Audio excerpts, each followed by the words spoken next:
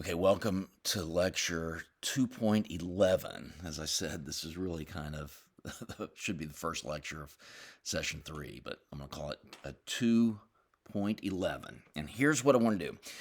As quick as I can, I want to explain to you what is an identification problem. And the reason is because that Levitt Porter paper actually uses that phrase. So I want to give you an example of an identification problem. And what I'm going to do is I think we are ready to explain what a probit likelihood function is. Okay. So we're going to do that right now. And I think I can do it quickly. Okay. So here's the example. Okay.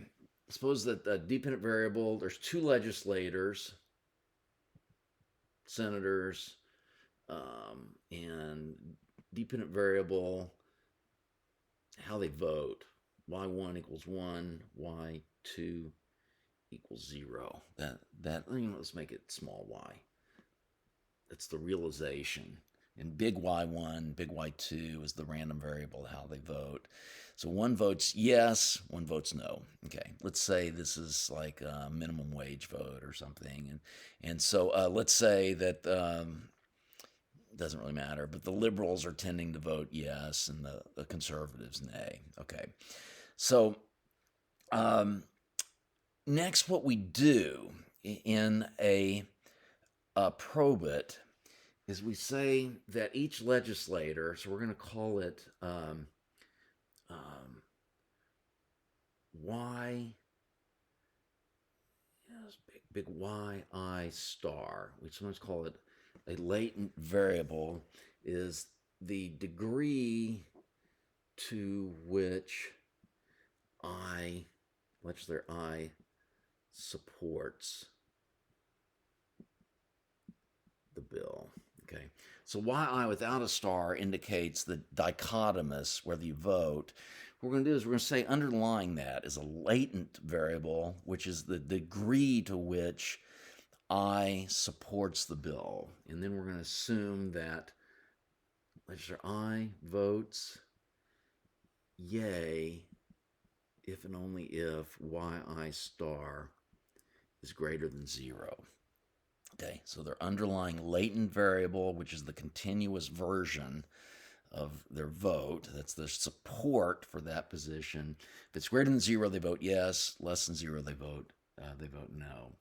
Okay, now assume next that yi star equals beta 0 plus beta 1 times xi, and xi equals, say, Biden share in I's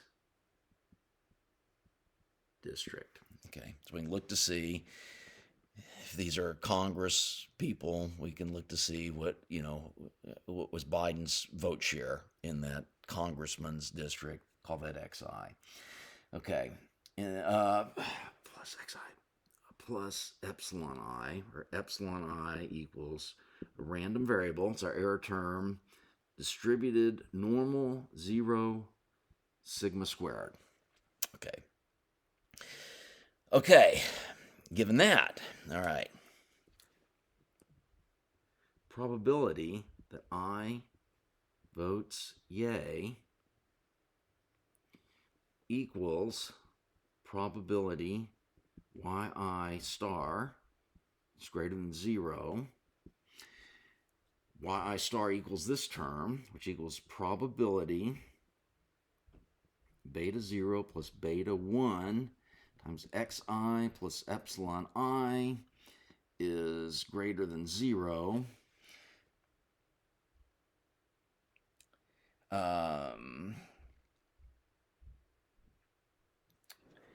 And that equals probability negative epsilon I is less than beta 0 plus beta 1 xi. Okay, and that in turn, okay, let's simplify it.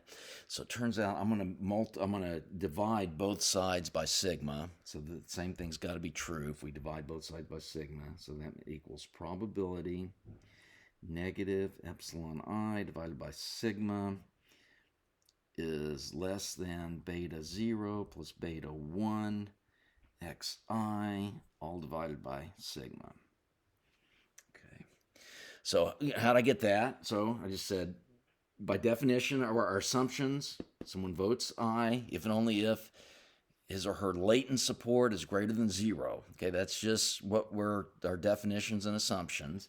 And then our next assumption that yi has some structure on it has this term. So I just substituted that term for yi. Okay, that's got to be true. Next, I just did some arithmetic. I subtracted negative epsilon I from both sides of the equation, turned it around, so that's got to equal the probability negative epsilon I. It's less than that.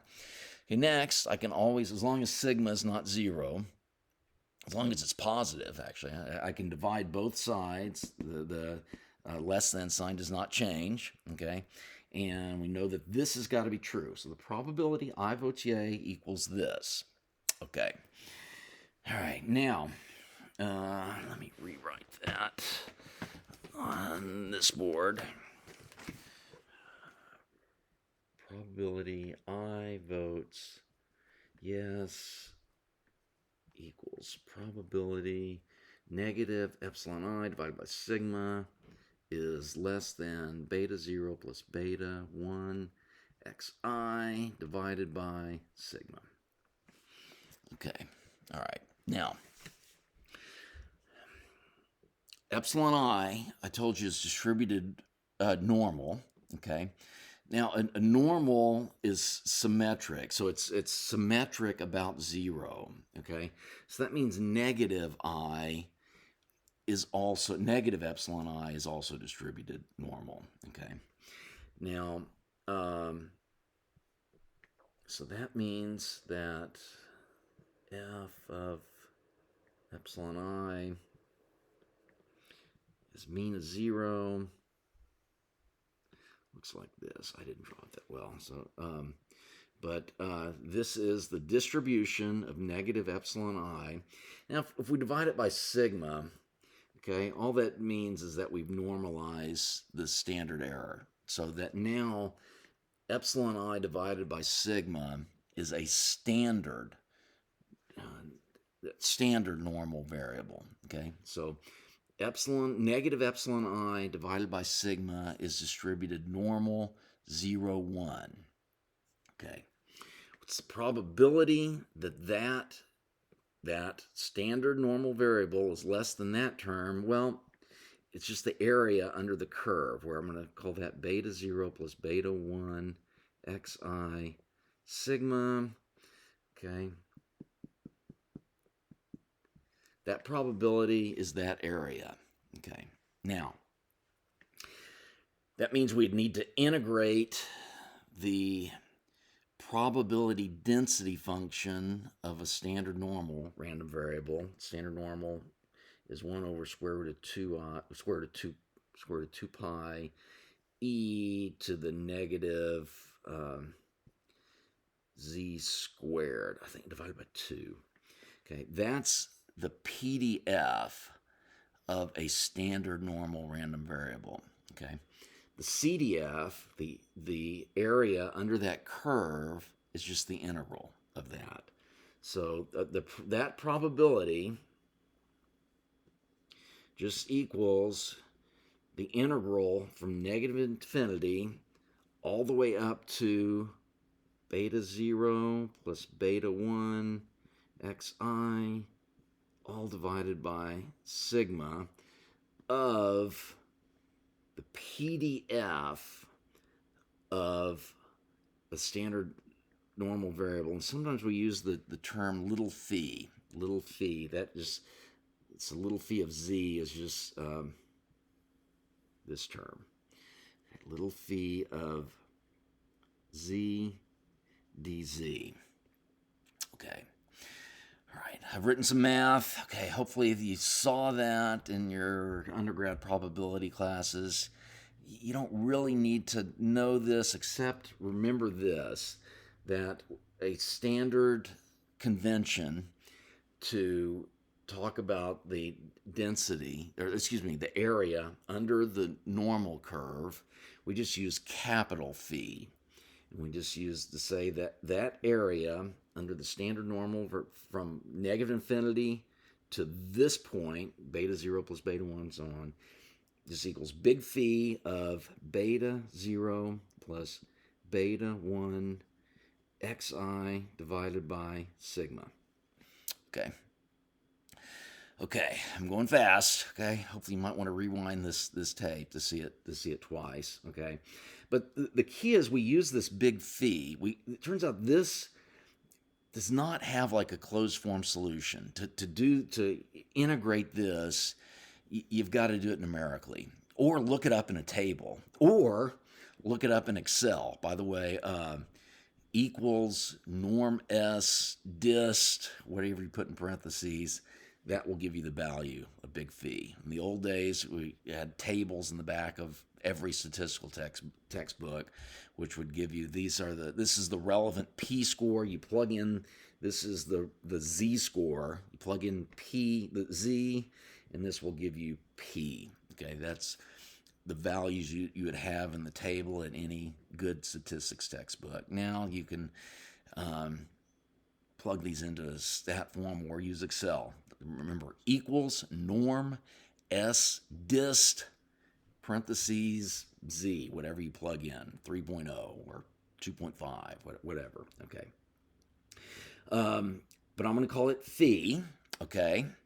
Now, so this is the probability that I votes yay, probability I votes nay, just equals 1 minus phi.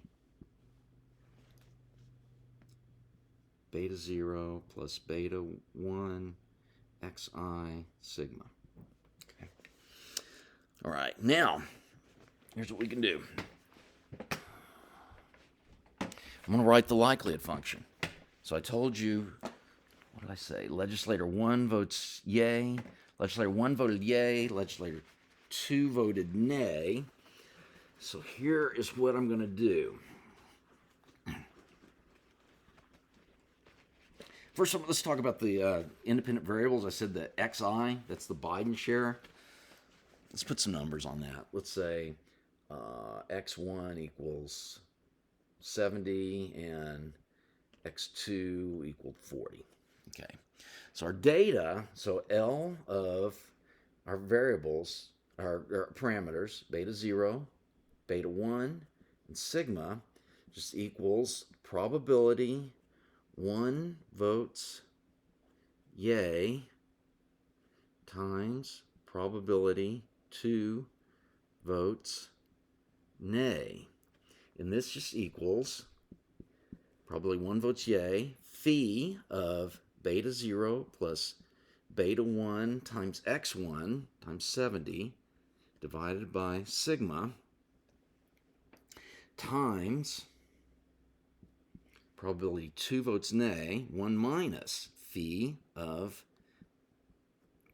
beta 0 plus beta 1 times 40, all divided by sigma. Okay, that's it. That's the likelihood function. Oh, let's put the square bracket. Okay, now, here's what I'm going to do. Okay, that's the likelihood function. You could program that into an Excel function, spreadsheet, the R function, try to find the beta 1, beta 0, beta 1, and the sigma that maximizes this. Okay, and that would give you your estimates. Okay, now, suppose I told you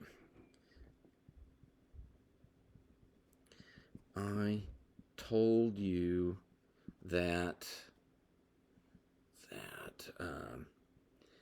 beta 0 equal 1, beta 1 equal 2, and sigma equals 4. Maximize L. Okay, suppose I told you plug in beta 0 equals 1, beta 1 equals 2, beta sigma equals 4. You plug those in, and that no other values give you a higher likelihood function. Okay, maximize L. Okay.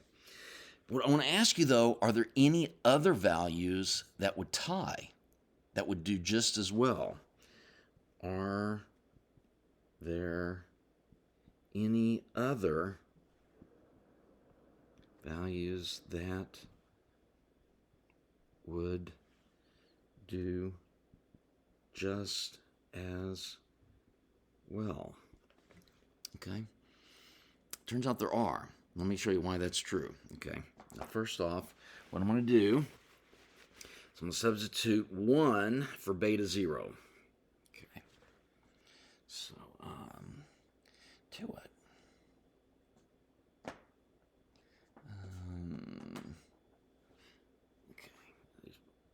1 and 1. Okay, and now I'll substitute 2 for beta 1.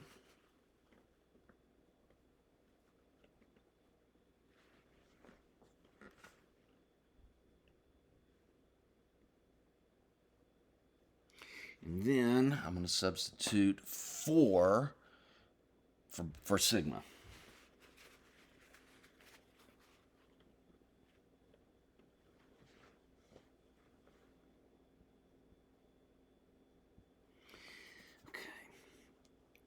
Now, are there any other values that do just as well? Yes. And here's one. Beta 0 equals, here's one. What I'm going to do is I'm going to multiply each of these by 3. Okay? Beta 0 equals 3. Beta 1 equals 6. Sigma equals 12. Okay? Those are going to do just as well. Here's why. Okay? Note that. Let's substitute in the new values of beta 0, beta 1, and sigma. All we have to do is just multiply by 3 our old values. So 3 times 1, 3 times 2, 3 times 4 here, 3 times 1 here, 3 times 2 there, 3 times 4 there. Okay, hopefully you can see that. Okay, so if I multiply the original values of beta 0, beta 1, and sigma by 3, okay, we get these values. But notice, once I do that, they cancel each other out, because every term where I put the 3 times in the numerator, it also appears in the denominator. So if I divide in this term, numerator and denominator, by 3, we get the same thing here. We get the old values, okay? And I told you the old values maximized. So that means when we multiply all those beta 1, beta 0, beta 1, beta, and sigma by 3, the likelihood function does not change. It's going to exactly equal what it did before, okay? So that means if these values maximize it, beta 0, beta 1, and sigma, beta 1 equals 2, sigma equals 4, then these new values, where I just multiplied the old values by 3, have to do just as well. They must tie. Okay? The likelihood function of the new values is exactly the same as before. So both values, both sets of values, maximize the likelihood function. Okay? There is not a unique set of parameter values that maximize the likelihood function. Okay? When that happens, we say that this likelihood function is not identified. Okay? And in fact, there's an infinite number of sets of values that will work as well. If I multiply this original set by any constant, I think it's any positive constant, then the likelihood function does not change. Okay? When that happens, we say the likelihood function is not identified. Okay, and it turns out, okay, I'll go more over this later, but we cannot identify all of, let me put these back. So before we just had beta 0, beta 1 and sigma, beta 0, beta 1 and sigma. We will say we can only identify the ratios of the parameters. We can only identify the ratio of beta 0 to sigma and the ratio of beta 1 to sigma. Okay, we can't say what is any more than that. We can't give any more detail than that. What is beta 1, what is sigma? Only the ratios of those two numbers. We say this is identified only up to sometimes a multiplicative constant. So we can multiply all the original, whatever parameters we get, we can multiply all of them by the same constant, and those will also work. Okay. So this is a problem you will often encounter, sometimes encounter, with maximum likelihood estimation. And when you do that, sometimes you have to do some sort of ad hoc assumptions or something to steer around the problem. So now you've done, hopefully, all of you have run a probit before, but when you ran a probit, all probits have this problem. But yet, when you ran the probit, it spit out estimates for you. What happened? How did it do that? Here's what happens in practice. Almost all statistical packages I'm aware of, when they run a probit, they will set the sigmas equal to 1. Okay, you have to pick an arbitrary value. You have to set it to something to get around the identification problem, and that's what typically happens in most stat packages. The sigmas are set to 1, and so when they report the value of the beta 0, really what they're reporting is the ratio of the beta 0 to sigma. Okay.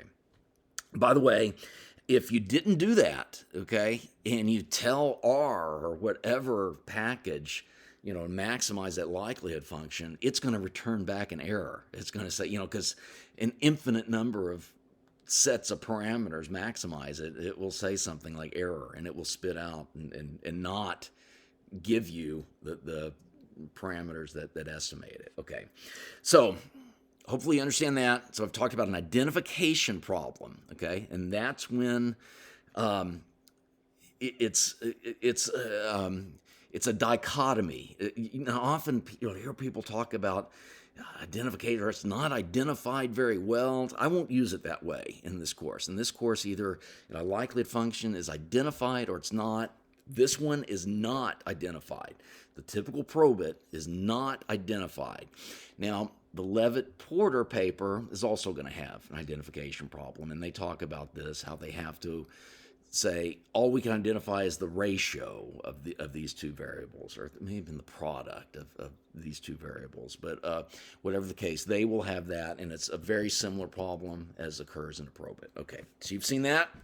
Okay, great. You're now ready to read the Levitt-Porter paper, and then we will discuss that paper more in detail in session 3. See you there.